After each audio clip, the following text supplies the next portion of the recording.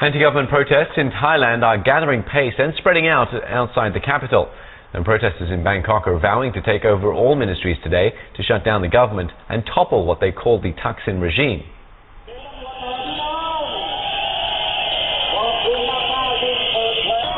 Protest leader Suthep Thaugsuban led some 5,000 people this morning as they left the finance ministry, their camping ground since Monday.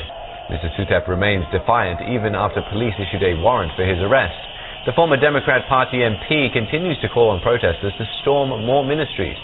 Protesters have successfully occupied the Finance Ministry and the Foreign Affairs Ministry. There were protests centered in Dusit, the government district in Bangkok, where the Interior Ministry, the Tourism Ministry and others have been surrounded by protesters, but they have not moved inside these compounds as yet. The protest leaders say they will march towards more ministries today, and these may include the Environment, Culture, Industry and Labour ministries. The threat to occupy every ministry is the biggest challenge yet to the government of Yingluck Shinawatra. The protesters want her to resign, saying she's a puppet of her brother, fugitive former leader Thaksin. Mr. Thaksin was ousted in a military coup in 2006, but remains popular among the rural masses. He's living abroad to avoid jail for abuse of power. Ms. Yingluck insists she is independent, saying there is only one cabinet and it is led by her. She has warned against mob rule.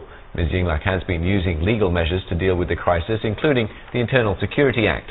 Our Indochina Bureau Chief, Anasuya Sanyal, tells us if this has been working in her favor. Well, it hasn't been that effective considering the protests seem to be going on and gathering momentum.